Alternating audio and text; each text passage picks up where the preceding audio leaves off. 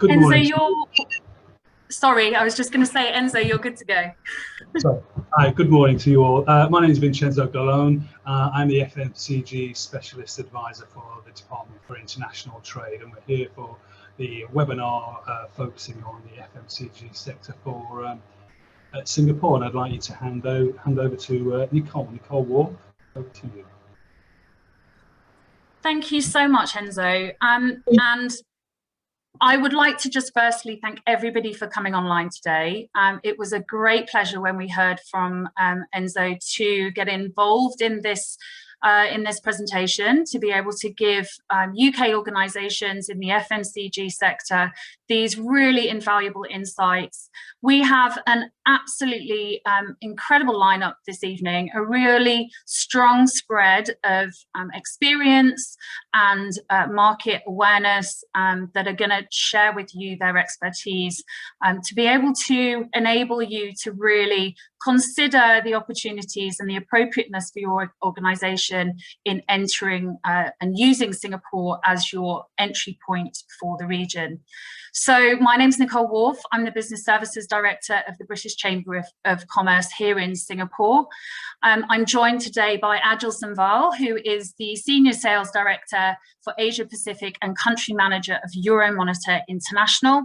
He will be covering off consumer goods market insights, including trends and highlighting opportunities. It's absolutely brilliant to have Gildas Chamberlain from Lazada on the call. He is the VP for International Sourcing here in Singapore, and we'll be discussing the development of e-commerce as a route to market. But Lazada, and specifically Redmart, which then sits under the Lazada brand, are great examples of how to really capitalize and build out in the e-commerce markets. We will then have Ferris Chan, my colleague from Vistra, the Director for Business Services, who will give you really strong insights and awareness of setting up in Singapore, but also the different incentives, the different tax frameworks, and real practical advice around doing business here in market. And then last by no means least, we have Gareth Brooks, who is the Managing Director of VF Asia Sourcing Limited. Now, I think he will laugh and wouldn't mind me saying that this is probably one of the strongest clothing retail brands or organizations that has a really strong umbrella of retail brands underneath. Very few people might not realize that they sit under the VF umbrella, but they are making a very strong impact here in Singapore. So we'll be hearing around the process and experiences that they've had in coming into Singapore from Hong Kong as they've moved their operation here. And I'm sure that that will also give us a really interesting awareness of the process in going through that. So just to start off, I'm going to give you some foundationary information really around Singapore and as an overview of the market and the country as a whole. Now, I am going to highlight that there's going to be some key messages throughout this whole presentation where you're going to think, well, they've said that before. Well, actually, those points are going to be reiterated because they're going to be major points regarding Singapore. So please do take note of those elements that are repeated because there's good reason. And so just to start off in some context, Singapore, which is often known as the little red dot, I would say small but very mighty and highly influential when it comes on a regional stage. So we're densely populated city-state in the South China Sea with the wealthiest population per capita in Asia Pacific. We are renowned for the ease of doing business, and the English language is widely spoken. So on a colloquial level, this is often seen as one of the reasons behind doing business, but it shouldn't be overlooked that there's still a strong and sometimes complex cultural influence from other kind of markets in the region. So it's always good to just be as appraised and do your research with regards to how to lay your brand or product out as you enter. Now, the ease of doing business has been recognised year on year as it was placed number 2 in the World Bank rankings last year. We are also an open economy. So as the most trade dependent economy globally, when trade is up here in Singapore, generally the market picks up as a whole. And when there is global crisis, such as COVID, I mean, we can't avoid mentioning the C word, Singapore does take a hit. That said, I'm pleased to tell you, hot off the press, we found out today, and it's been announced this morning, that Singapore economy has actually grown by 14.7% in Q2 this year. And the Ministry of Trade and Industry upgraded the GDP growth forecast to 6/7% from 4 to 5%. Another data released as well confirmed that the retail trade sector grew by a whopping 50.7% year on year. So I have to say that this is incredibly positive, and it stands to the message that, you know, when things are picking up, Singapore picks up, and the speed of development and recovery is really phenomenal. So this data that's been released really is very positive. As I say, I'm sure that's going to be reiterated through many of my colleagues' presentations. So there are key sectors here that have very strong fundamentals, and they about 70% of GDP accounts for services, 20% for manufacturing, and there's really no raw materials. So agriculture, you'll hear a lot in the Singaporean narrative that agri-tech, food tech is a focus, but actually in reality at the moment, it's very much in the early stages of growth and development. And we have a very similar economic makeup to the UK with respects to that. So like I say, predominantly services, trade related or professional, but products are vastly imported. There's strong competition, however, and this again shouldn't be overlooked. Brand UK is obviously valued. That said, there is also key areas under FMCG where there is real strength coming out of the likes of Australia, America, Japan. So I'm going to say it again and probably many times: research, research, research. Know your position. Know your competition. So Singapore also, just to mention, it has a very strong it has stability when it comes to the long-term economic strategies. And I think this has also helped us in our recovery. There's no external debt, and reserves are equivalent to 100% of its GDP. So it's AAA credit rating. Now, Singapore as a snapshot with respects to its business model. So there's a pro-business policy, tax and talent, but there are rising taxes.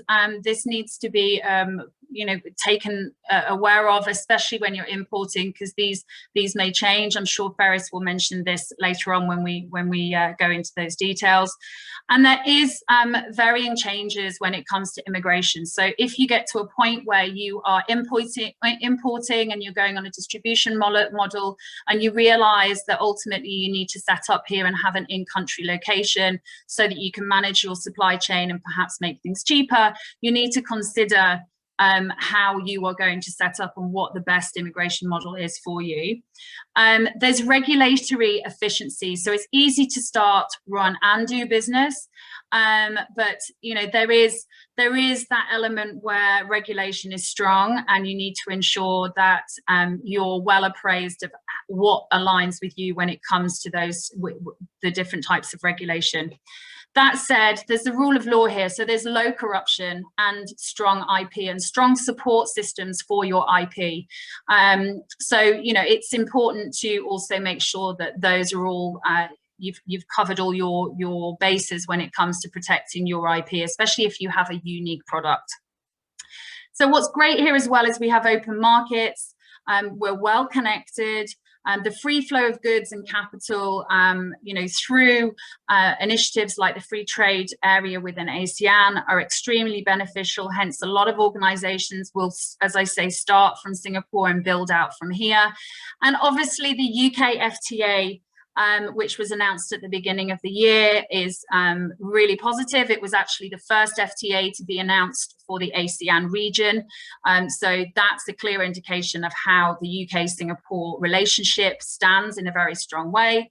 And then the future of the CPTPP, so the Comprehensive and Progressive Agreement for Trans-Pacific Partnership, is looking extremely exciting. And having the UK express their intention to join that and being supported in that way really does pave the way for great opportunities going forward. I think it's important for us, a little bit of a geography lesson to just outline Southeast Asia. So actually here at the Chamber, we are also part of a secondary network, which stands for BICEA. So this is Britain in Southeast Asia. And we work with all of these chambers across the region to support trade and the movement of goods and services, so that any organization that uses Singapore initially that we support, we can also handhold them into another market. And just for context, so that you're aware of how the Chamber works, because hopefully all being well, at some point in the future, you'll look to reach out to us to support you hands-on in entering the markets. We have two core teams here, the trade and membership team. Trade services is focused on market entry, and we do this by working with many of our partners, some who are on the call today. And then from there, it's not just about market entry, it's also about nurturing you, establishing your presence, your brand, and supporting you as you grow. And obviously this is into potentially other markets as well as here itself in Singapore. Now, to give some context and to highlight how much opportunities there is here in Singapore last year, so 2020, albeit it had its challenges, of course, we at the Chamber, the Trade Services team, we generated £47 million worth of exports from the UK to Singapore. So that's essentially $47 million, around about 25 million plus pounds back into the UK economy. And that was from 303 SMEs. We do virtual trade missions, so we're very hands-on. And this is through all the different means that I mentioned here. So again, please do let us know if we can help you going forward. Just a few things to consider as I now hand over to the first presenter, Adjelson from Euromonitor. Now, please just take note as you're going through and listening to the presenters. Have a think of your route to market options. Think about your own organization scenario. What do you think is appropriate? If you've entered other markets using one model, is it appropriate for the Singapore market? What is your long-term plan? Who are your target customers? Are they slightly different given the different influences here in the ASEAN market? What is your price point? Where are the additional costs going to come through the supply chain management, consolidation, partnering, and such like? The language of your product, so as in labeling, packaging, again, are you in the means to be able to manage that yourself, or would you have to go to a third party subsequently, adding potentially an additional cost to export? And then specific sector regulation and IP. I've mentioned IP already. It is something that you really do need to protect, and you need to make sure that you're appraised of what the ins and outs are when it comes to intellectual property. Last but by no means least, research. You're already on the call, so this is part of your research, of course, but if there are any key points that come up, we are going to have a Q&A session at the end. So I would encourage you, please, to pop this into the Q&A box, and I will pick that up, and we will have a good, hopefully 20 to 15 minutes asking direct questions to the panel. So please do that, and then certainly if there's anything afterwards, we can pick up as well. So without further ado, I am going to close down, and I'm going to allow Adjelson to take over the screen. Over to you, Adjelson.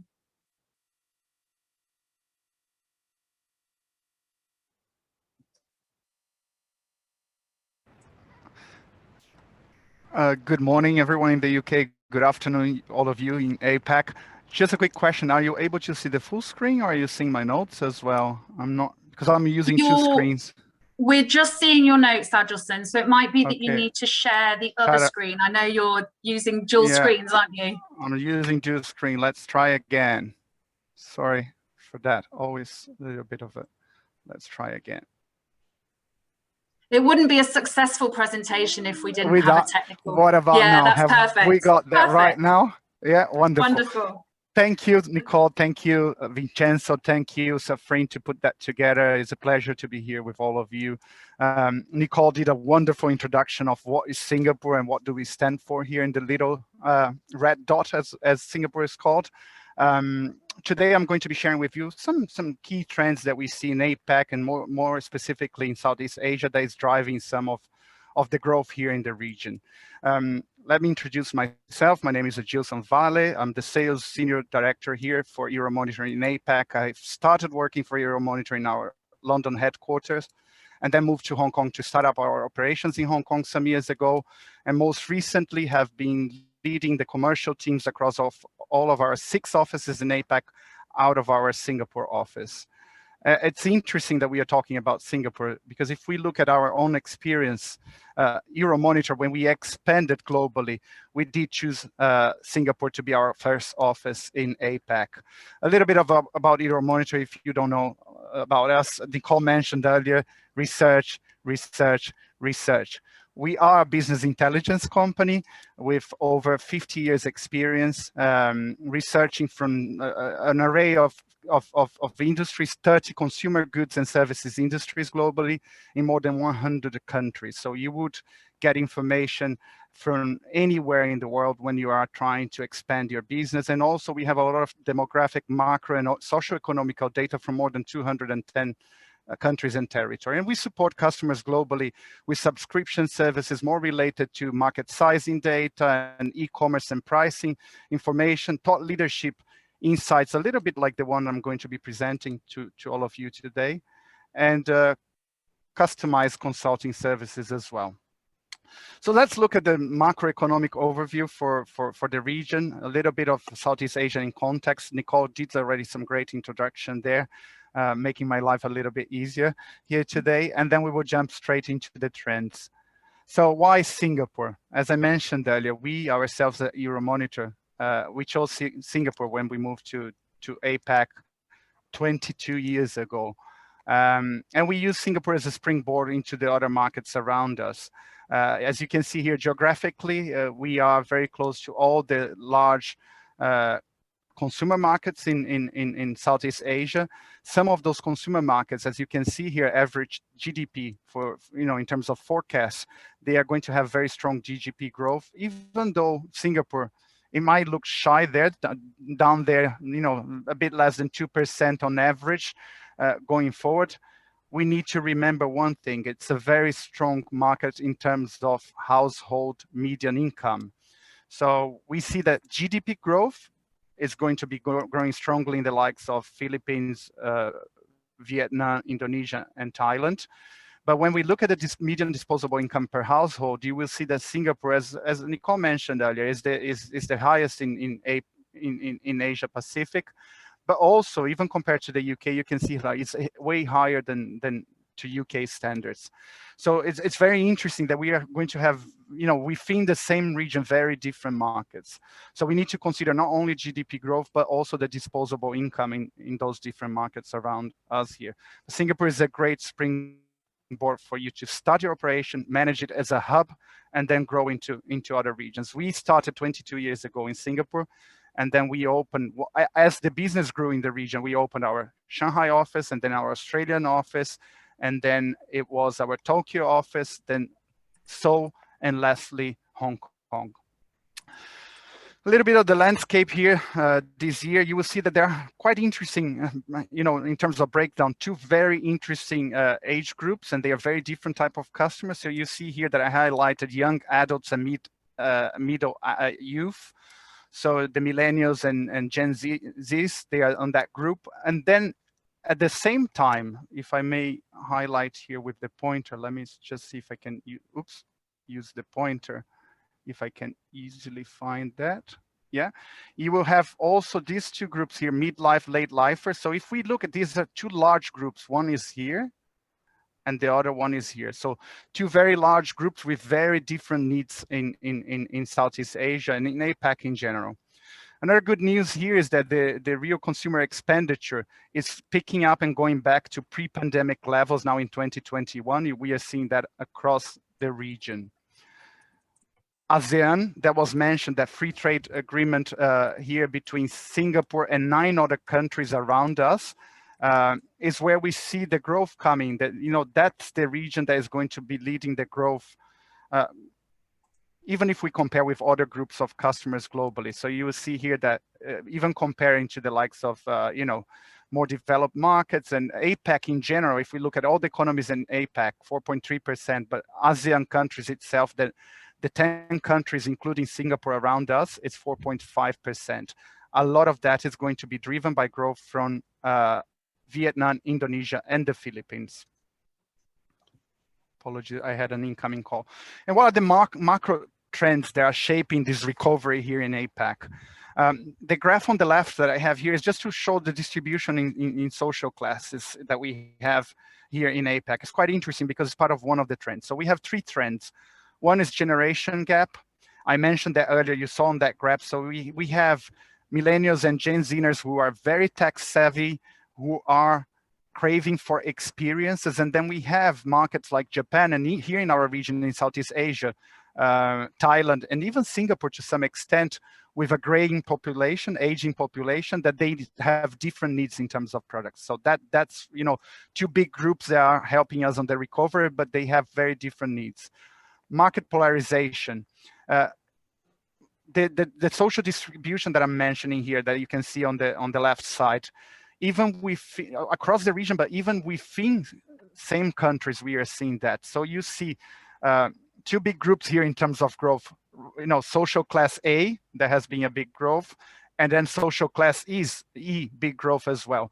But some of that, you will see that, you know, the growth and the recovery was fueled in the terms of social class A to about C. It was coming, you know, from savings. And then social class D and E, it was coming from government stimulus packages. And those are drying up now. So governments are not offering, in some cases, those stimulus packages anymore. So that's something for companies to consider, because there is a real gap here in the type of products that people are going to be looking. And what is the gap really about? What is really essential and discretionary by some of those groups. And another very important point, and I think some of my colleagues later on, they will be touching on that, is the globalization reset. What is that? That's about sourcing. A lot of what has been sourced here globally and here in this region came mainly from China, and we are seeing players now looking at new sourcing markets like Vietnam, for instance. So Vietnam is a market where Vietnam, Bangladesh, Philippines to some extent. So we see that shift as well, and that, you know, that new trend of companies looking for new sourcing markets, something that you need to keep in mind. Why Singapore? Once again, if we compare the economy here with the economies around us, in terms of ease of doing business, Nicole mentioned earlier, in the last 6 years, Singapore has been ranking 1 or 2. And all the other countries, even though they have improved quite a lot, still they don't come close to what we can offer here in Singapore. Let's now jump into the actual trends. So what are the more tactical trends that we are seeing here in the region? Today on this presentation, I'm going to focus on digital living and making my life easier. I bucked them together as one trend. Then I'm going to talk about sustainable living. And then I'm going to talk a little bit about search for experience. We mentioned that especially for Gen Zs and millennials. Context. 51% of the population here in APAC has got access to the internet. 2.2 billion internet users. That's half of the total internet users globally.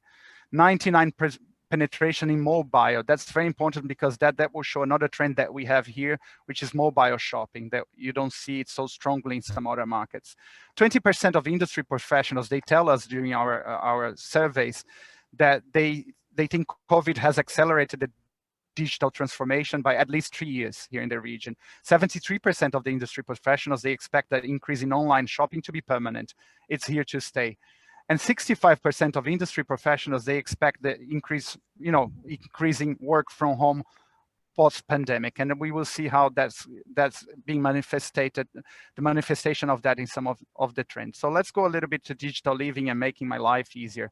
Again, we talk about possession of smartphones in the region here across is very strong. Singapore is one of the tops here on that graph. Making my life easier. It's interesting that we see here, we ask consumers, where do they think technology has improved their daily life? And you will see that markets like Philippines and Indonesia, where people have issues with traffic, with distribution, they are the markets that are topping there in terms of where they see technology helping to improve their life and making their life more convenient during this digital acceleration. I want to highlight some of the super apps. You have heard that before. A lot what we see here being sold in the region and what has been actually help us to expedite that growth in terms of digital growth here in the region is the access to mobile phones.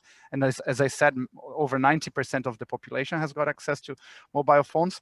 And it's also that it has helped people to kind of jump straight, into technology, even if they didn't have, in some of these emerging markets, laptops or computers.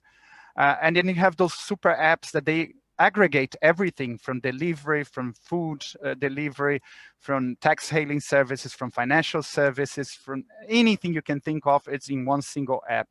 And we see strong players, and they're quite different depending on the country here. We have some apps that they are across Southeast Asia, Grab in a couple of countries, mainly Singapore and Malaysia, Line in Thailand, Zalo in Vietnam, Gojek in Indonesia, and there are other players in the Philippines and so on. So that's an area that has helped mobile commerce to develop here in this region.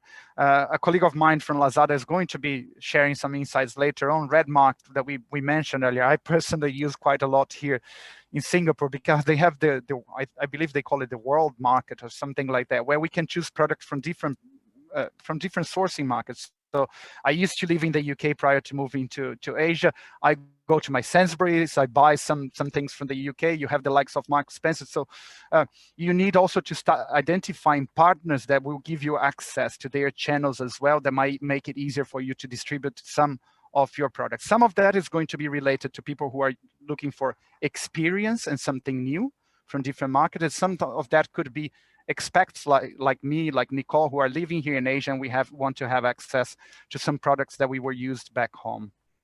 I want also to highlight some more examples of technology that is being used here in Southeast Asia. Some of those in Singapore, some in the markets around us.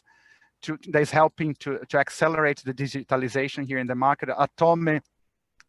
It's a new startup that is offering payments installment in Singapore, so people can buy it via QR code. So they use a QR code to make the payment, but then directly they will have the payment in 3 installment interest free. That has helped quite a lot of consumers during the pandemic who didn't have access to income for some months. So that they have seen a huge growth here in the region. You have the like of Castlery here in Singapore, who is selling home furniture and home improvement features, and they are using artificial intelligence and virtual reality for people to experience what they could be buying for their homes. You have the likes of Lahap in Indonesia, which is connecting via WhatsApp, and that's another big trend here in mobile shopping, is using and connecting WhatsApp. A lot of people use heavily WhatsApp or Line here in this market, and this app is connecting street vendors who are usually on the go with consumers and also with delivery services.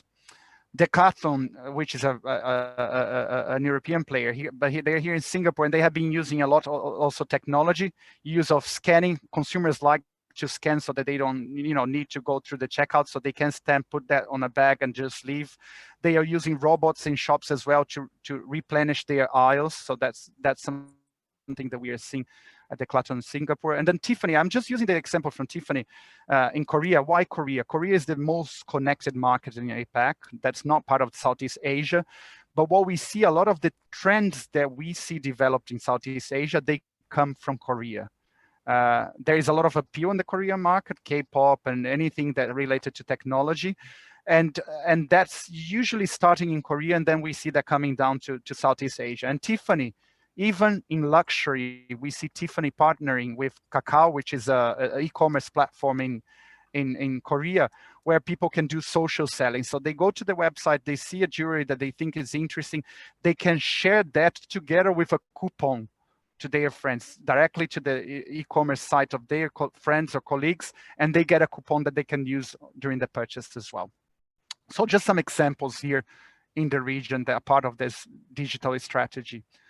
Let's jump then into sustainable living. We are far from being the most sustainable markets, especially some markets here in our region.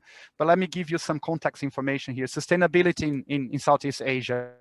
You will see it from our own environmental sustainability index that the higher you see on the left graph, the less sustainable an economy is. So if you look at the likes of Philippines, India, Indonesia, not very sustainable on the 0 to 100 index. And then economies like Malaysia and Thailand, a little bit more sustainable. So there is a big gap there, and there is a lot that companies are doing to try to address that. You can see on the right side as well that Southeast Asian customers, they trust green. And if you look at the purple line here, that's Thailand. So look at Thailand. The answers are in terms of sustainable, produce, recycle, organic, and eco-friendly. It's very high in markets like Thailand, for instance. So something to think about. And then in terms of sustainable living, some ideas here for you in terms of markets that are going to be important in the next 5 years. So we did a CAGR growth in terms of market sizing for sustainable living in APAC, and you see here that even though China and Japan are the largest markets at the moment, what we are going to see in the next 5 years is the likes of Australia, and here in my region, Southeast Asia, Vietnam, Malaysia picking up. And if I compare on the right side here, down at the right side, markets, you will see that China and Japan, for instance, is all about meat substitutes and then soy milk, soy drinks, milk alternatives. Australia is more about ethical labels and organics. And what is interesting is that Vietnam is moving into more other categories, not only organic and ethical labels, but also food storage, air purifiers, and LED lamps. So it's quite interesting to see the likes of Vietnam that is jumping even further into other categories of products as well. Some examples on how is it at play here in Southeast Asia. One example from Unilever Indonesia, they are using that, I will show later, in the Philippines as well. Refilling stations for your shampoos and your personal care products in the supermarkets or specific locations, so you can use the same bottle and you don't need to buy new ones. So refilling stations are being used. We see that in a couple of markets, Indonesia and the Philippines. KFC in Vietnam, they used that idea that came from a local bakery, important local bakery in Vietnam, that they saw that there was an issue with the exports of dragon fruit. They couldn't, during the pandemic, export dragon fruit to China, and they didn't want that to go to waste. So this bakery locally started preparing buns made of dragon fruit. It's a pink bun. And KFC saw and tapped into that, and they start offering burgers with that as well. So, that was a way of tapping into something that was most probably going to go into ASEAN because they couldn't export, and they made, a product out of it. And Nestle, consumer goods here in terms of, chocolate milk type of product in the Philippines and Vietnam, they also substituted everything that was plastic straws for paper straws. So you see some actions there from the big players as well. And additional examples, meat alternatives, as I mentioned, is very important in the likes of Singapore, growing a lot here, plant-based meat alternatives in Singapore, Hong Kong, Japan, and China. So it's more established, developed markets. And then in more developing markets, what you're going to see is the plastic-free trend, refilling stations. Refilling is less use of package. And there is an example there in the middle from Thailand where a supermarket chain is using banana leaves to use as packaging instead of plastic. And again, the refilling stations that I mentioned earlier. And the last trend I wanted to share with you all today is about the search for experience, especially important for the younger group of consumers that I mentioned earlier. So you see here that APAC consumers are willing to increase spending in experience in the next 12 months. That's the research we did now in 2021. You will see that the likes of India, Philippines, and China leading that. And if we look globally as well, APAC is the region where people believe they agree to this sentence that we have there, that it's more important to spend money on experience than products, than things. And you will see here that APAC, 2021, more than 60% of consumers agree to that. So that's actually quite interesting if we compare to other markets globally. And what does that mean is that Asian consumers are making their home as the new home entertainment or experiential place. We will get into that. Let me just share some stats here from what we hear from businesses here in the region. So when we interview business, voice of the customer is a survey that we have in APAC. So the industry is telling us that in the next 12 months, they expect 50% of the businesses in APAC, they expect consumers to prioritize experience over things, as we mentioned earlier. That matches with what consumers are saying. 62%, they think personalization is key. 75% think that connected consumers will make an impact in the next 12 months, their sales. And 73% the approach to the shopper journey. So really important to take that into consideration. Then going back to what I mentioned earlier, the home as a hub for the Asian experiential consumers. So what we see here is some trends related to experience, co-creation, about co-living, co-working. I have some examples down here. Co-working, people using here in Singapore, move theaters to go working. So there are some move theaters that they have reshaped. GV cinemas here in Singapore, they have the gold class area that's more of a premium area where people can go and actually work from the move theater. You have those working booths that they are across malls and train stations here in Singapore that people can use as well. So it's all about co-living, co-creation, doing that from home, doing that from anywhere. We have any use of immersive technology. I mentioned earlier, Decathlon using that in their shops, but people are using that at home. How do you connect, like Castlery, your consumers from home via virtual reality so that they feel that they are in a shop? Is what we call phygital reality. So it's a mix of physical and digital. And a lot of the immersive economies, they are being pushed into smart appliances. That's very strong in Korea. Again, as I said earlier, that started in Korea, but is coming down here to Southeast Asia. So a lot of people are buying very smart appliances that they are connected to the internet, that you can start them or analyze them or understand if you need to replenish anything from your mobile phone. Sensorial, very important, the mix of doing that both at home and also in shops. I use the example from Guardian, a pharmacy in Malaysia that's across Southeast Asia as well, where you can try your makeup from home via an app that they have, but also in shops because they have specific mirrors that you can see how the makeup is going to look like on you. And a big trend in Southeast Asia and in APAC is live streaming, because that helps with live selling and social selling. So a big thing here is what I mentioned, e-commerce. From e-commerce, we went to mobile commerce, people buying stuff from their mobiles, and now we are going to live selling via live streaming.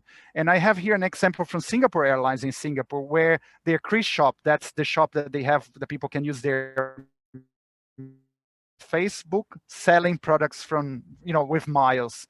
So again, my colleague Gildas, he's probably going to be mentioning that, because I know that Lazada has been very successfully using some of those live selling, live streamings, especially during the pandemic. He probably will be able to share a little bit more stats on that.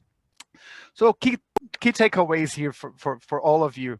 You need to focus as part of your corporate strategy planning, and also when you are entering the market here in Southeast Asia at a high level, that anything you do in terms of process is people-centric, is customer-centric. You understand what customers want, different groups of customers want. Digitalization is here to stay. COVID has accelerated that, and that will continue. So that has to be part of your strategy. And sustainability, 70% of companies, they tell us that that's one of the most important parts for their product development. 20% of companies, they top as the top 3 priorities for them when they are developing new products. So it's something that we need to keep in mind, especially in a market like Southeast Asia, where you have a lot of countries that they are very low on the sustainability index. And then some very tactical takeaways to help you when you are entering the market. Online retailing, find the right distributors. Remember, it's not only about e-commerce, it's about mobile commerce and social selling here in APAC, and especially Southeast Asia. Affordability, I mentioned, there are different types of customers here, GDPs in different countries. average median expenditure that they can have in a household, you need to think about what products you offer to all markets and what is the pricing that is needed. Is it mass, is it premium, and what is the pricing strategy? Affordability as well, because we are close to a lot of the sourcing markets in APAC. We are close to Vietnam, we are close to China, and that also makes a difference on the pricing strategy, something for you to consider. Language, I believe that Nicole mentioned earlier, but it's very important. You tend to forget in this small region here, which is not very small, Southeast Asia, you will have markets where people speak Chinese, Bahasa Indonesia, Bahasa Malay, Vietnamese, Tagalog, Burmese, and Thai. And if you don't have that in your label, you might be missing out opportunities. So you might need to have labels with, different languages. And also very important here for packaging is product claims. People are very health aware here. It's another trend that I didn't touch on today, but they are very health awareness. So anything related to health and sustainability. So if you can use a claim about a product that is organic, a product that it's, it's environmentally friendly, that is going to be appealing to customers here. So things that you need to think at a tactical level. I hope I covered most. The idea today was just to give you an overall of the trends that we are seeing here in the region. I'm happy to take questions later on after my colleagues present. Thank you, everyone. Thank you, Adilson. I mean, I can speak for everyone. My brain's just exploded because there's so much information to digest, incredibly valuable, of course. Now, there has been a few questions. I will address those at the end. And without further ado, you gave a great segue into Gildas from Lazada. So I'm going to hand over to yourself, Gildas, who can give us a bit more insight on Lazada's journey.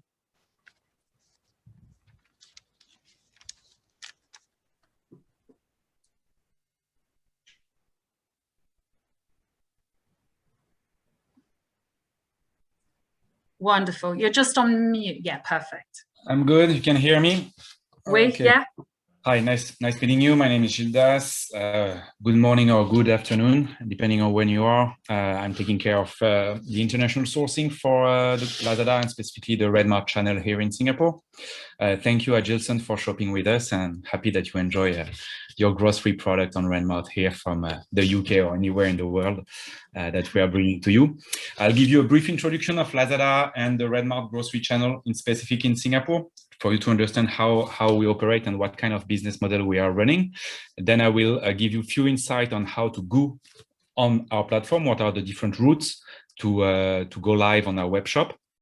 A little bit of regulatory landscape that I will be very brief because I know that this aspect is covered later.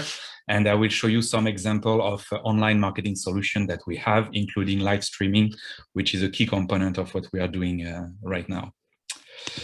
So Lazada is today the fastest growing and leading online retailer in Southeast Asia. We have strong competition also over there, like Shopee or Amazon or other like Q10 that are also very strong in the region. But Lazada had been the first, let's say, successful player in this area. We are covering 6 countries in Southeast Asia. We have a customer base of annual buyer over 65 million user in 2020. It's keeping growing for this year. We are delivering a little bit over 2 million order and parcel per day. And we have over 20 million daily average user on our platform in the region. And nearly 500 million of vendors and sellers that are using Lazada across Southeast Asia to sell their product. Oh, okay. As of now, we have a listing of 250 million of different SKU across all categories, from toys, electronic, grocery, health and beauty, fashion, covering the 6 core markets that we are active on. We have a very, very strong user engagement policy that I will detail later to drive the brand awareness and also the excitement online. And we also have a huge logistic network across the region. And when the order is fulfilled by Lazada, we have 97% of same day or next day delivery across the region, which is quite a challenge. So our footprint, our logistic footprint is all across the region. Our 6 markets are Malaysia, Thailand, Philippines, Indonesia, Singapore, and Vietnam. We have different type of fulfillment center, sortation center, cross-border logistic platform. We have a hub, Hong Kong, Shenzhen, where we funnel all the good coming from China and South Korea.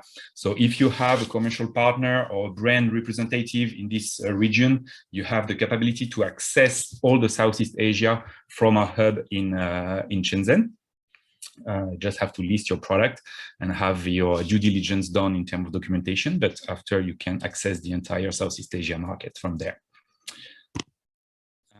I will focus more my area of expertise, which is the grocery channel and Redmart. So Redmart is based in Singapore. We are the online grocer. We are the leading online grocer in Singapore.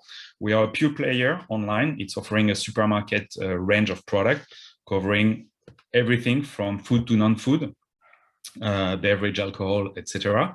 Had been founded 10 years ago by 2 young entrepreneurs that met at the INSEAD, Roger and Vikram. And during the first 5 years of our history, we launched different feature, fresh and frozen activities, which for people familiar with supermarket retail, the fresh department is clearly the image of your supermarket, so you cannot fail in this segment. We launch international sourcing capabilities. We launch a marketplace system that I'll detail later. And we also launch our own Redmart product that we are developing in-house with our own brand. In 2016, we had been acquired by Lazada, together acquired by Alibaba, the giant Chinese e-commerce company. This gave us a lot of resource in terms of technology as well as financial resource to develop furthermore our integration into Lazada and to keep expanding our business model in Singapore. And in 2020, so last year, we launched our new fulfillment center, fully automated in the western Singapore. If you want to give a comparison, it's similar to what Ocado is displaying in the UK in terms of fulfillment center and automation. So it's pretty brilliant. And from now on, we are starting to accelerate our footprint in the region. The Redmart vision mission, I'll be quick, but it's clearly to save time and money for the important thing in life. We do believe that queuing in a supermarket with your grocery bag using public transportation or your car to go back home with your cart of grocery is not really a time well spent in your life. You can use this time to do much better things. And we have a vision is to be the most trusted and customer-centric supermarket, which means that we are very, very careful. And Agilson mentioned the customer centricity, which is something very critical in Asia, and also the personalization, of the offer that you can have. We have freshness guarantee, a lot of promise around that.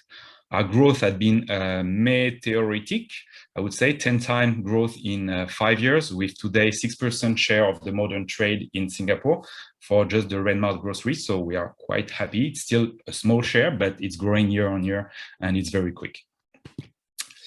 I won't go too much into these details, but basically we are right now delivering about 15,000 orders per day. We have about 2,000 employees, 250 van, huge cross-dock, and 99% fill rate, successful order. And we are using a 2-hour delivery slot where you get your product delivered in between 10 to 12, 11 to 1, or whatever during the day. Our customer audience is changing. It changed quite a lot among the year. The early adopters in this segment were clearly the expat because they were used to shop online. They were not afraid to shop online. Getting their fruit and vegetable from an online player was not a barrier for them. So they had been the early adopters in our journey. But since 3-4 years, we are clearly seeing a big switch in our audience. That means that we succeeded to convert and onboard 75% of Singaporean. That means 75% of our audience is Singaporean or permanent resident, which is quite huge for us. 36% of them are coming from HDB. So HDB is the public housing system in Singapore, which means that we are starting to reach I would say, the middle class of Singapore, which is clearly represented in HDB, with a shopping frequency of 2.1 time per month, which is also increasing year on year. We still have a young audience between 25 to 49 years old. Let's say that our typical shopper is a 32 years old woman with 1 kid, married. But yeah, that's like that. The market opportunity for online and had been mentioned before. We will clearly cross the expected growth of online penetration earlier than expected. For Singapore, which is starting quite low if you compare with similar cities like London, New York, or Shanghai. We were in 2017 only at 7% of online grocery in Singapore done, and we were targeting to get or forecasting to get 15% in 2023. If you look at what happened in 2020, it's highly probable that we will cross this 15% by 2021, because COVID-19 clearly accelerated drastically the adoption of online for grocery. We are now at 12% of the modern trade in Singapore for grocery that is done online, which is very close to the forecast of 2023. Sorry, I shouted Nielsen, maybe I will take a monitor next time, but we have 11% of the population in Singapore that tried to order fresh online for the first time in their life in 2020. And what is important to notice is that 70% of this cohort is willing to keep going online, which means that there is a very strong stickiness of the online conversion to in the Singaporean audience. Redmart brand product promise, trusted quality, so everything is certified, coming from the good source, no fake product, 5 temperature zone to store our product. There is very small handling of fresh and fruit product, fruit and vegetable. That means in a supermarket, in a display, you will have people touching the product. Thanks to the online, there is less touching in the process, which allows us to have a better quality of the product at delivery. We have the widest selection thanks to our retail specialty store or marketplace model, where we are able to really cover a wide grocery selection of nearly 100,000 items. And we also have a lot of exclusive partnership and import products that are coming from all over the world. And of course, we make sure that shopping online is not more expensive than shopping offline. So we have a strong price match promise, where we are scrapping all the competition on a daily basis to make sure that we align our price on the lowest price available on the market across the competition on a daily basis. Our fulfillment infrastructure. So we have our West FC, so our fulfillment center in the west of Singapore, where we do all the picking and packing and consolidation, and we have 5 cross-dock all around Singapore to deliver to the customer. How to go to our platform, and what are the different routes? So we have 4 main models. First one is what we call direct retail model. It's a very classic model. It's a supermarket model. So basically we list big brands, Unilever, Lice, Tiger, P&G, whoever it is. We have trading terms. We buy their product on a regular basis. We maintain the inventory on our warehouse. When the customer places an order, we pick and pack, prepare the order and deliver. Very standard, very classic. The only difference is the online platform in between. But if not, it's like a supermarket. We have our, our Redmart specialty store, which is really assortment driven, in a sense that we are really trying to offer in one shopping place the widest selection possible. And this model allows us to not maintain any sort of inventory in our warehouse and able to expand on the long tail, very, very unique niche product from a lot of small player, artisan, bakery, SMEs all around Singapore. The model is very simple. We do not hold the stock in our warehouse. The seller have the product in stock anywhere in Singapore. They list their product online. It's part of the classic web shop. The customer places an order, and at this moment, we send a truck to the seller warehouse, collect the order, bring it back to our distribution center, and aggregate with the rest of the order and deliver to the customer. For the final customer, it's absolutely transparent. He cannot see the difference if a product is coming from marketplace or from direct retail. He will have the same basket delivered at his house in the same time. International sourcing, that's where I'm more focusing on. So we are covering the entire planet.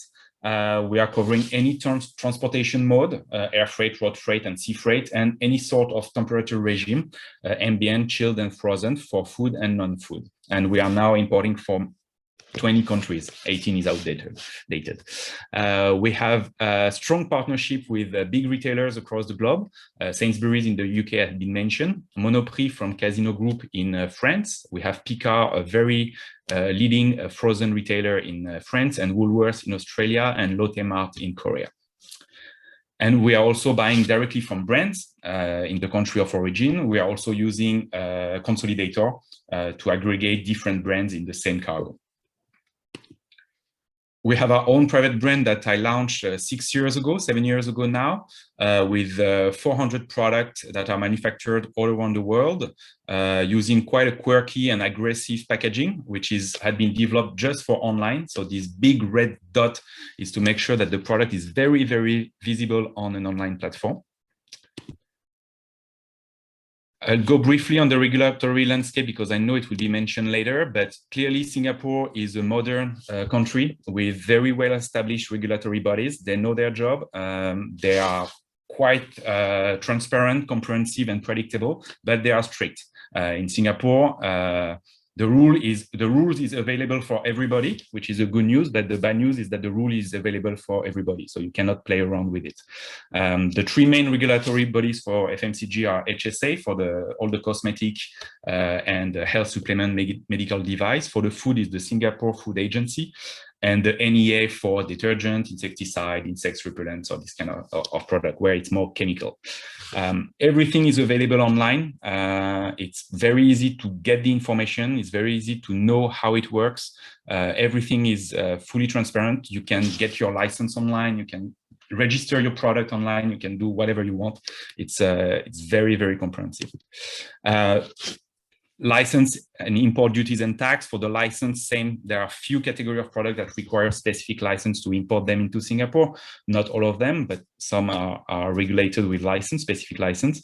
The tax is quite simple for the import process. Most of the products have a simple flat 7% GST tax that you need to get at the border. So it makes your landing economic very predictable also. You don't have to play with HS code to know in which category, which is the duty, blah, blah, blah.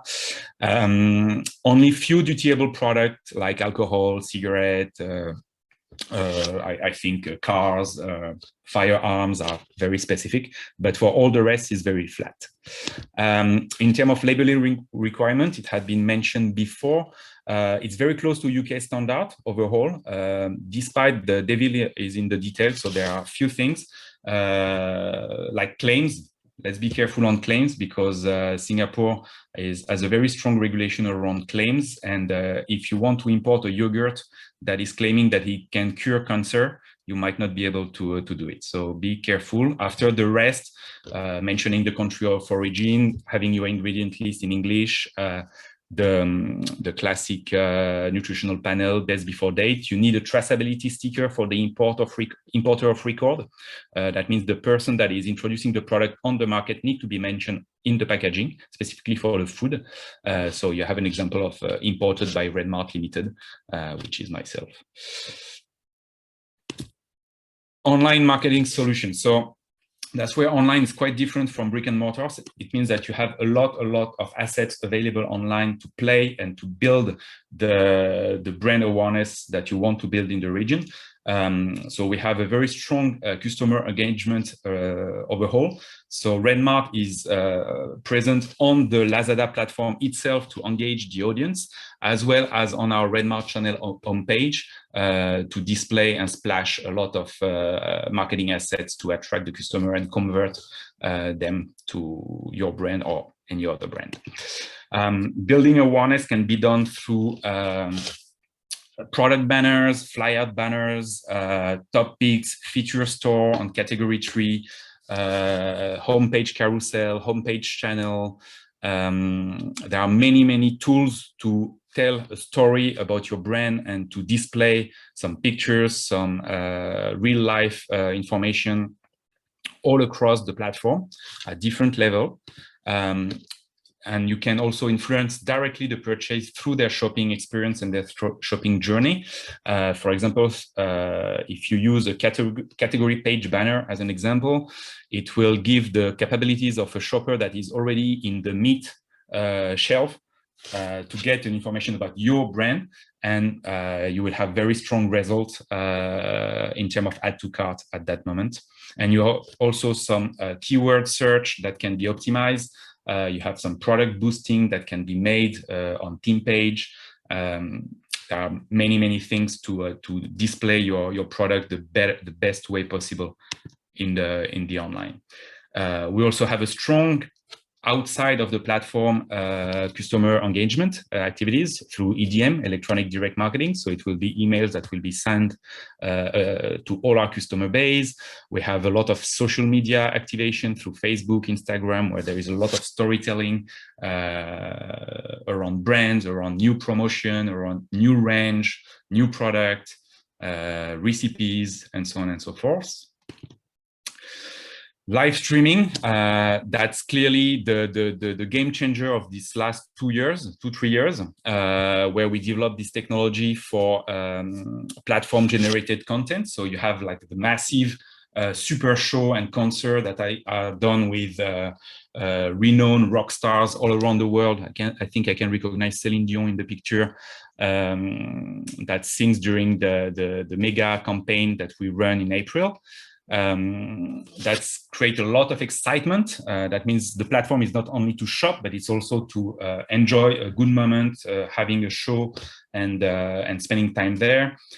We have also some local stars that are giving excitement through a countdown before mega campaign to display some product. There is a lot of gamification around that, where you have to guess what is the content of a box. You have to guess the price of something. In exchange, you get vouchers that you can spend on the platform, on the product at the right moment.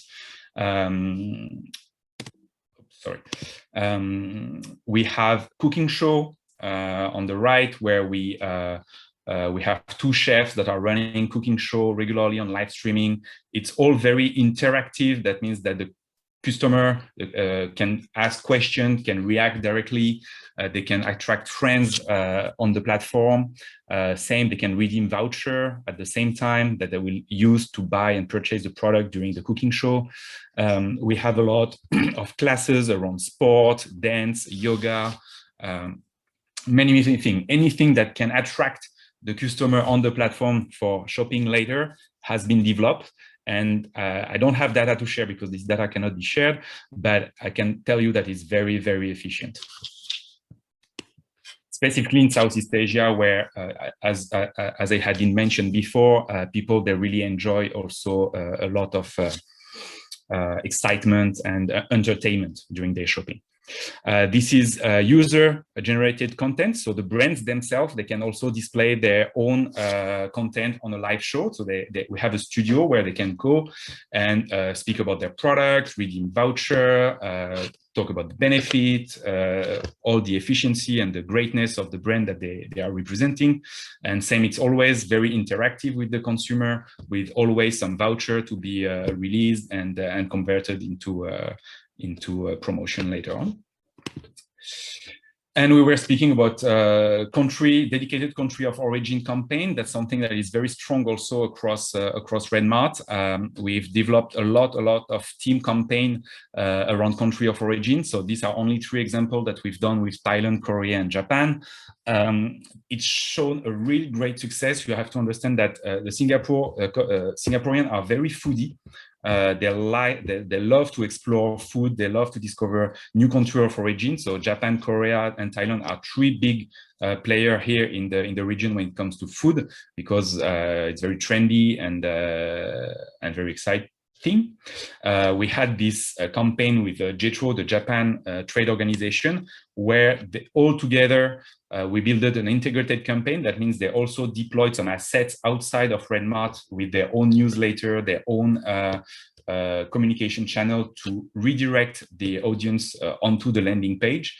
And we build up some EDMs around Japan. We integrated a lot of Instagram story, a lot of communication on Facebook, a lot of banners, etc., etc. So overall, just to simplify, I would say that online might not be yet the biggest chunk of the market share you want to grab in Southeast Asia. It's probably still small, but growing very fast.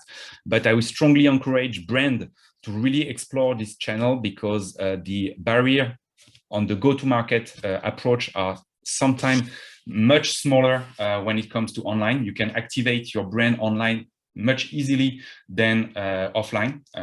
You have a lot of barrier when it goes to offline. Our way to onboard product is covering different type of routes. So it can be direct import, it can be through your retailer or your distributor here in Singapore or in the region, or through some stock that you have in China or South Korea. There are many, many ways to enter the market, and do not hesitate to reach out to me if you have any question on how to work with us. And I pass the mic for the next one. Thank you very much. That was absolutely fabulous. Thank you so much. What an eye-opening kind of overview of your journey, but also kind of how much you've evolved and really embraced all the challenges. You know, dare I say, taken a half full cup and made it overflow, you know, with the current scenario. I think as well for anybody else on the call or any of our guests that might be thinking, well, hang on, you know, I'm in the UK, I'm not, grocery isn't my go-to, or online isn't my go-to. Actually, that's something else which I should have probably mentioned. The consumer purchasing infrastructure here is subtly different. We don't have a home base or a B&Q to go and pick up your buckets and brushes and, you know, your mops and your paint and your polyfiller. People go to, or your cleaning, washing up liquid. People go to places like Redmart. And I mean, I certainly do. All my household cleaning products are from Redmart. You know, everything from my dehumidifying packs through to, you know, my washing liquid or my cosmetics. So I think, you know, hopefully this has come across about from Gildas about the breadth of opportunity to really present your brand in a more accessible way than you may traditionally look at in your own market. So really fabulous. Thank you so much. Very much appreciate that. I'm now going to hand over to Ferris quickly, who's going to give us a little bit more of a deep dive into the practicalities of setting up here, or perhaps things that you need to consider when doing business in Singapore. Ferris, over to yourself. Thank you, Nicole.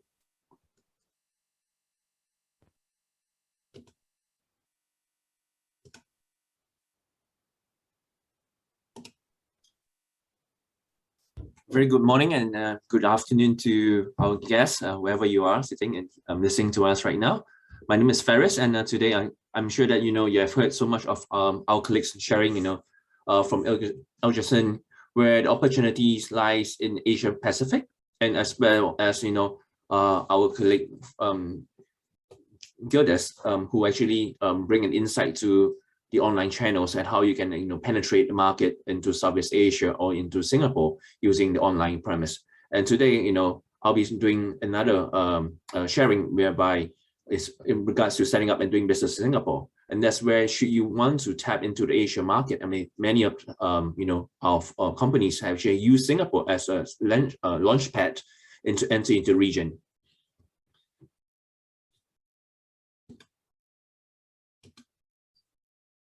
So basically, just give you a brief introduction of Vistra. So what does Vistra do? So basically, Vistra is actually a leading provider of expert advisory and administrative support to fund corporates, capital markets, and private wealth clients. We are among the top 3 corporate and trust service providers globally. Our capabilities spans from international incorporation to trust to fiduciary, private client services, as well as fund administration. We have over 4,000, close to 5,000 professionals across 45 jurisdictions worldwide. And it's actually through a deep understanding of the local market and the regulations that it poses, should a company want to expand into a country. And this is where we help our clients unlock the value and in terms of expansion plans globally. So today I'm going to share, on a few topics: Singapore at a glance, Singapore as a destination for FMCG business, common tax issue faced by businesses, manpower and global mobility consideration. So I'm sure that many of you have heard through our fellow speakers that there's another name for Singapore, which is the little red dot. Well, Singapore, although it's known as a little red dot in the global map, but nonetheless, it is known for many ones and twos in terms of global ranking. Actually ranked number 1, being the most competitive economy in 2020. We're also known as for the world freest economy. In regards to talent competitiveness in APAC, we also rank number 1. So which means that should you want to expand to Singapore and you're concerned in whether if you are able to hire the talent to build the business, that's something that you can rest assured. The other thing is that we also known as a digital for our digital competitiveness, whereby Singapore, we are gearing towards a smart city platform, whereby you see that Singapore is evolving and changing into a digital city itself. And one of this is audit and securities. I think that's where a lot of investors, a lot of businesses invest and come to Singapore because of the audit and securities that they can have, which means that you're able to take comfort and be sure that regardless of you can be certain that in regards to political stability, you are able to run a business smoothly in Singapore without being worrying about what's next in regards to the politics issues that can happen in the country itself. And recently we also ranked number 2 as the world's most connected country and ease of doing business globally. So when we talk about Singapore as a destination for fast-moving consumer good business, one of the things that we are known for is that it's regarded as sound legal and regulatory jurisdictions. As what Gildas has shared, it's actually a two-edged sword, right? We are known for our laws. I think that is where everyone comes together and to be able to have a fair playing, a level playing field with all companies, whether it's a local company or whether international company competing into international space. One thing to take note is that Singapore is also part of the Regional Comprehensive Economic Partnership. And this is actually involved 15 countries in the APAC region. And this is also why a lot of companies use Singapore as a springboard, because it will unlock them into 15 countries regards to free trade agreements. And for one thing for sure is that Singapore is also known as the established consumer insight hub, whereby it attuned to the similarity and the differences between the Western and Asian consumers, as well as the diversity within Asia itself. So business, Singapore as a destination for fast-moving business is that, one of it is that Singapore is also a gateway to Asia markets, as we just shared earlier, where by spending, there is also looking at around 3.2 billion middle-class consumer in the region. And, and this could grow up to even 55 trillion by 2030. And that's also why many of the world top consumer firms are actually here to tap into our pan-Asia insights as well as capabilities itself. One of this is that Singapore is also known for world-class logistic capabilities. I think this is also where you are able to understand and from what you've heard from my colleagues Gilda sharing earlier, is that we have also been ranked in Asia top logistic hub for 10 years in a row by World Bank. What we do is that we're able to connect companies in Singapore, the region, and to the world. And this is also supported by many logistic companies, giants such as DHL, Schenker, FedEx, etc., where they are actually building a regional base in Singapore.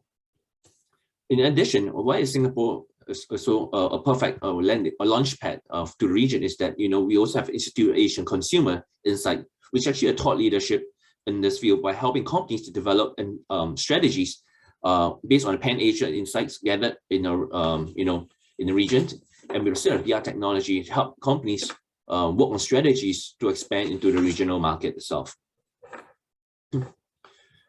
One of the things next we'll touch on is actually the common tax issue faced by fast-moving consumer goods business selling online. I think that's something that Gilda has just mentioned. A lot of businesses are right now going to online, and also as what Alison shared earlier as well, is that online consumers, or rather online business or consumption, is here to stay. One thing to take note is that companies making supplies of digital services online is that to what we call good GST customers, such as individuals like ourselves, that are located in Singapore. Singapore has actually recently put in place a rule for such entity to be registered for GST. And this is subject to those even foreign entities exceeding a global and domestic threshold. So how it works is that we are looking at this structures called overseas vendor regime. So in short, OVR. OVR is relevant for overseas supply electronic marketplace operator supplying digital services to customers in Singapore, or even in the region itself, depending on where they are looking at, should the goods enter into Singapore. So such companies are required to register, charge, and account for GST if the following conditions are fulfilled.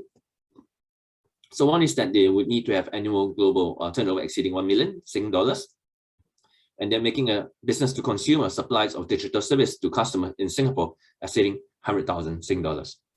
One thing to take note is that when you talk about the digital services, is that it's actually defined as supplies of digital products, subscription-based and licensed content, as well and as support services to arrange or facilitate via electronic means the provision of transaction, which may not be digital in nature, such as listing for the rights to put goods or services for sale on an online market or auction house. So which means that, for example, if you intend to list your product into a marketplace on Lazada or to Redmart itself, this is something that you should take note of itself, because you might be caught out because of the last clause itself. And one thing is that, with that, foreign companies are actually required to register for GST in Singapore if its value of taxable supplies from the sales of the goods to Singapore consumers exceeds $1 million. And this is determined by the end of the calendar year, retrospective view, or any time that is taxable turnover in the next 12 months, if you can, reasonably expect it to be more than 1 million. To fulfill the GST registration requirements, the foreign companies may consider appointing what we call S33(1) agent, or either that or incorporating a Singapore entity to assume the Singapore business and to account on the GST, which in short is similar to a VAT on its own. Next, we touch on is manpower and global mobility consideration itself. I mean, Singapore is also known, with regards to our talent pool. I think with that, you can be assured that if you need to like to expand business into Singapore, you are able to have this pool of talents to support your business growth in the region itself. But however, one thing to take note of is that regards to having even foreign talents working in Singapore, is that you need to take note of this employment pass. One of the tricks, or one of the tricky situation could be that many times foreign companies enter in Singapore and they may have hunted a competitor staff who happens to be from another nationality, and this person is actually being sponsored by his current employer. And when they hire this individual, they will say that, okay, this individual resides in Singapore, and by putting him into our payroll and into our employment letter, we should be able to get him on board. But I think they fail to recognize that they will need then to reapply for him as a sponsor for his employment pass after he switched employer. So this is something that if you like to come to Singapore and so maybe happens to target one of the your employees that's currently working in Singapore on the employment pass, this is something you need to consider as well, that you need to also disengage him from his current employment pass, and that for your companies to then reapply under your organization for his employment pass for him to stay and work in Singapore. With that, I come to the end of my presentations. Feel free to reach out to me, myself, and then should you intend to expand in Singapore, we're more happy to help you navigate around and to address your compliance issues. Thank you. Over to you, Nicole. Thank you, Faris. That's wonderful. I think in particular, important for organizations to think about the long-term plan. Singapore is, as we keep saying, an absolute excellent landing pad for entering the regional market, test bed for your products. But there is definite value in thinking long term about how you're going to establish yourself here for further growth. So last but by no means least, and I'm very aware of time, but I'm absolutely fascinated to hear Gareth's story about VF. So it's a real pleasure to have you to come on and share your experiences with us. Having lived it, well, you're living it now, aren't you, Gareth? So I am going to hand over to yourself. Perfect. Thank you so much, Nicole, and thank you for all of you for the opportunity to just share a few things with you. So I'm the new boy in Singapore. I've only been here for 4 months, having just relocated from Hong Kong, and we're in the process of moving our Asia product supply hub from Hong Kong down to Singapore. I thought where I'd start this afternoon is just to give you a little bit of background around VF as a company. It's probably the largest footwear and apparel company you've never heard of. We sit in the Fortune 500. Revenue last year, even with COVID, $10.5 billion US. Each year we're selling more than 330 million units of product for the different brands that VF owns. And it's a very old company as well, 122 years old, originally founded in Pennsylvania, making hats and gloves. We have 13 brands in our portfolio that are organized into 3 different categories: active, outdoor, and then work inspired. And many of these brands will be very familiar to you. And as Nicole said earlier on, people don't recognize or understand that these are actually all owned by the same parent company. So, Vans, the North Face, Timberland, Dickies are probably the 4 largest brands that we have. But we also have a number of other interesting things. So our most recent acquisition, Supreme, which is a streetwear brand. Very popular, virtually all online. Despite having $600 million of sales, I think they only have 13 stores globally. It's a very digitally enabled business. We also own Icebreaker and Smartwool, so 2 merino wool-based brands, and so it's very much about sustainability as a corporation as we go forward as well. The part of the organization that I'm leading product supply here in Asia. So just to give you some sense of our organization before I then sort of share about the journey from Hong Kong down to Singapore. We're sourcing for our brands about $3.7 billion worth of product annually. And so a little over 70% of everything VF sells globally is sourced through our Asia hub. So this isn't Asia for Asia. This is really sourcing Asia for the world. We're active in over 50 countries as a sourcing organization. We have finished goods production in 15 or 16, I think, but buying materials and components from a much larger network than that. We have our headquarters now, or building up our headquarters here in Singapore, but we have associates based in 12 different countries across Asia. We're an organization that's about 1,100 people in total. We work through an extensive network of suppliers. If you think about for some of our brands, it's everything from outerwear for the North Face through to hiking boots and work boots for Timberland, skate shoes for Vans, iPhone cases, tents to go up to the top of Everest. I mean, anything pretty much the brands want to sell, we're charged with then procuring for them. And any one day, there's about 550,000 people across Asia working in our partner factories, manufacturing VF products. And we have a lot of products. So at any one time, there's about 100,000 style color options, either in development or in production for the 13 brands that we are that we own. So why Singapore? We've been in Hong Kong for a very long time as a sourcing organization. We've been there almost 40 years, probably 25, structured in the way in which we had been. We were co-located with the commercial team who had their headquarters in Hong Kong as well. And then back in January, we announced fairly large transformation activities that impacted both sides of the business. So our commercial headquarters is in the process of moving to Shanghai. We've then decided to come to Singapore as a product supply organization. And we're also building a shared services hub in Kuala Lumpur in Malaysia that will service sort of both organizations. And so, as I think about, what were the drivers for us to move, there are really 4 key things that really sort of filtered into the decision-making process.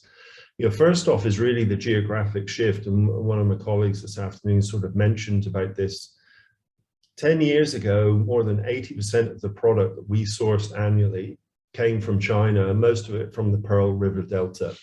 And so when you're based in Hong Kong and you're doing most of your sourcing just over the border, that makes a lot of sense.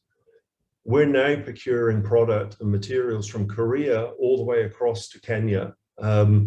We're called VF Asia. It's perhaps the most generous definition of Asia I've ever seen. But we're sourcing everything in between that geographic area as well.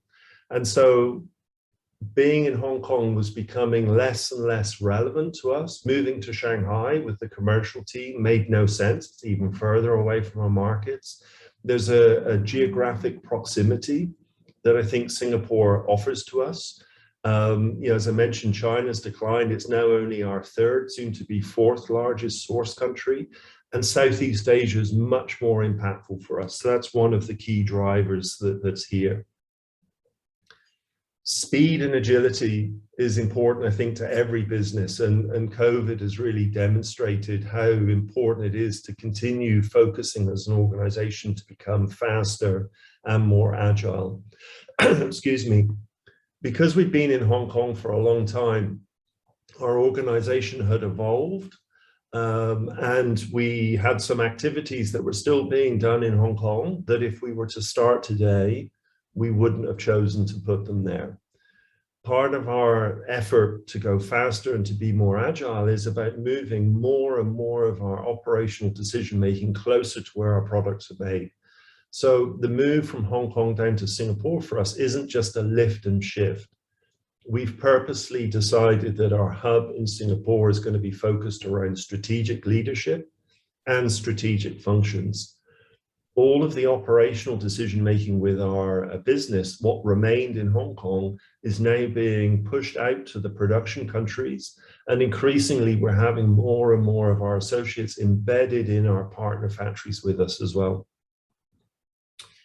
We think about the transition from analog to digital transformation. So textile, apparel, footwear industries are typically some of the first industries that go into developing countries because they've often been sort of low tech, very labor intensive. Because there's been a reliance around low labor costs, for a long time, I think that really stifled innovation within our industry. But people have begun to recognize that actually digitizing the supply chains, particularly given our complexity and the high volume and variation of products that we have flowing through, are becoming ever more important. We've seen this journey within VF over the last few years, and it's really changing the skills and capabilities that we need inside of our organization. So even if we had decided to stay in Hong Kong, we would have needed to have brought in a lot of different skills and capabilities. When I benchmark Hong Kong against Singapore, I was able to make a case to say, actually, those skills and capabilities are even more readily available here in Singapore than they were in Hong Kong. So data and analytics, really strategic sourcing, strategic procurement, those things are plentiful here. The skills and capabilities are plentiful here in Singapore. We don't really describe ourselves as a sourcing organization anymore. I broadly know which vendors we're going to work with. It's much more around how do we allocate the right products and build and book the right capacity with those vendors. And that's where data and analytics and information is so important. as we connect much more digitally to our vendors, it's then also changing the type of work that we need our associates to do across the region. And again, by leveraging some of the capabilities that exist here in Singapore, I'm really confident that we're going to be building the capabilities that we will need to be successful for the next 10 or 20 years here in Singapore. It's also a great opportunity for us to pull in a lot of cross-industry thinking. I mentioned before, footwear, apparel, we have a reputation for being quite low tech, for often trying to chase low labor costs. That is changing within our industry. And so what we found already, and we've been here in Singapore about 4 months, we've already been able to onboard 100 associates. We anticipate our office here will grow to somewhere between 240, 250. By pulling in people from different industries, we're already getting some really interesting perspectives that are going to help us evolve as an organization and become ever more competitive. And then lastly, transparency and traceability. It was mentioned earlier on this afternoon, this is a really key trend and something that consumers are becoming more and more interested in, and our belief is actually it's going to become a demand of brands and retailers in the future. It links really closely to our digital transformation. So be it transitioning from having to make hundreds of thousands of physical samples to being able to do virtual prototypes and eliminate a lot of waste and freight by shipping samples around the world, through to actually the traceability and transparency that we need within our vendor base. So VF's always been quite progressive here. If you look at our corporate website, you'll see that we disclose all of our finished goods vendors. We have source maps for the journey of our products, all the materials and components that go into our products, for about 100 products already online. And increasingly, we're going to need to do this. So this isn't just about understanding and being able to trace and track where does our product get made. We know that anyway. But it's about, if we use a Timberland example, which was the tannery that made the leather that went into that product? Which meat packer did that tannery buy its leather, its rawhide from, to be able to make the leather that goes into Timberland boots? Which farms or feedlots did those cows grow up on for the meat packer before they processed to get the hide to go to the tannery to sell to Timberland? And that's really important, because I use that as an example. We have a very clear commitment to say we're not going to use any leather that's had a negative impact on the Amazon biosphere. We can only make those claims if we really understand all the way back down to tier 3 or tier 4 of our supply chain in terms of what was the origin and the inputs into those materials.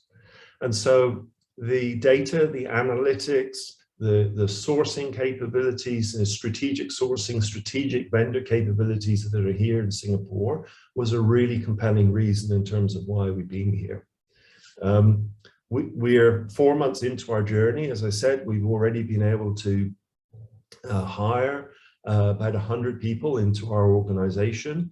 That's a mixture of local Singaporeans and permanent residents, as well as some people from overseas. It was mentioned earlier on, planning for the immigration is really important.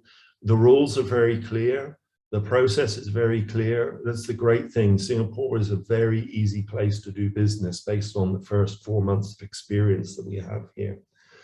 The only other thing that I wanted to comment on, and it was on the slide I had earlier on, one of the programs we have at VF is around worker community development. So as I mentioned, every day we have 550,000 people involved in the manufacture of VF product across Asia. We recognize our responsibility not just to what happens inside the factories where they're working, but in many places, they might be the sole breadwinner supporting quite a large family. And so we have a responsibility outside of the factory as well. And so we have a number of worker community development programs, be it around improving vision care or nutrition or access to clean water. again, what we found is here in Singapore, there are a number of very interesting partners and support mechanisms to really help us develop that. Singapore has an aim to be really the focal point across the region. As we've engaged with a number of the government agencies here, they're really interested in our projects in Vietnam and Cambodia and Bangladesh because they want to extend their influence beyond the borders of Singapore. And that's another important reason why we chose to be here. So with that, hopefully it gives you a little sense. Again, we're very early into our journey. So far, so good. We're very excited to be here and look forward to any questions that people may have. That's amazing, Gareth. Thank you. So interesting. And also, I think from my kind of taking in your points, you know, there's consistency across all speakers here. There's some really strong messaging around sustainability. You know, you mentioned source of origin, but also really great that you're also acknowledging the social responsibility that organizations, producers have to the wider environment, not just on a social, on a sustainability perspective, but on a human impact perspective. So thank you so much for sharing that. Digitalization is obviously a common thread as well, and I think there's some very key messages to take away from all speakers that very much align together. Now I appreciate running over, but every single word I think that's come out of speakers' mouths today have been invaluable, and hopefully Vincenzo, Enzo, I'm going to say it, it comes off my mouth quicker. You would agree as well. Now, one of the questions that has come, in fact, there's two questions that have come across, and I'm going to address it. Of course, the two individuals that have put this forward, if you'd like to have any more support, please do reach out to me separately, because I'd be happy to give you some signposting to the regulators. But it's with regards to labelling and languages. So a few of us have mentioned actually about the variation of languages, not just in Singapore, but the region. You know, I mentioned at the beginning the strength of English, but then Adilson quite rightly, and I alluded to it, about the variation of other cultures and languages used. So Adilson, I'll come to yourself first, since you very expertly reamed off all the different languages within the region. How much do you think it is necessary to have multilingual representation in country? Is it really necessary initially, or is it something that you've seen can be incorporated over time? Labeling. Yeah, it's interesting that you're saying that. I think it depends on the market we are talking about. I think if we come into Singapore, and probably you know, Gildas can help us here, I think, you know, a couple of languages is fine in Singapore. You know, I mean, we follow the regulation from the government. English is the main, you know, used language, and if you have that in a standard language, it would be fine here in Singapore. I think when you are thinking to use Singapore as a springboard into other markets, and you are going to be using the same product and the same packaging across the region, then you really need to be mindful, because we get feedback directly from our in-country analysts who are based, you know, in-country in Thailand, in-country in Indonesia, in-country in Vietnam, and they do say that it is very important, especially for some of those developing markets where people don't, you know, they don't necessarily speak English very well. And second, there is a regulation as well, local regulations in each different market that might expect that the packaging is also in the local language. So it depends. If you're using single packaging to several markets in the region, you might need to have several languages. But if it's only for Singapore, I think that's really a little bit easier then. Gildas, do you have anything to add to that? No, I'm just confirming what has been just said. Yeah, definitely. I mean, Singapore is quite simple. English is across the board here is in Singapore, so there is no problem to use English. Just making sure that the labeling is following the regulation. That's the most important. There are some claims, some ingredients that are forbidden, like poppy seeds or hemp derivated or whatever, that are forbidden in Singapore and sometimes allowed in UK. After, be very careful on what is your strategy. If you want to expand regionally and go in Thailand, specifically Indonesia is very complex. Malaysia also. The packaging will be a real challenge for you. So you have to do your due diligence and your research in advance. In Thailand, for example, if you want to clear the good in the country, the product need to be already labeled with translation in Thai. Product need to be registered with the Thai FDA. So yeah, you cannot just drop a pallet or a container and see what happens. And I guess this goes back to the point, you know, about research and long-term planning. You know, so Singapore is a great place to start. You know, there is all those reasons, you know, language being one of the reasons that it's attractive. But that said, you have to consider when you're looking at your growth and expansion, what else you have to take on board. Now, just quickly before we finish up, and to allow Ferris and Gareth to have a final word, so to speak, and Angelson and Gildas, any kind of golden nuggets, as I call them, any final kind of pieces of advice that you, from a personal perspective, you know, would like to pass over, or do you feel that we've covered everything quite thoroughly?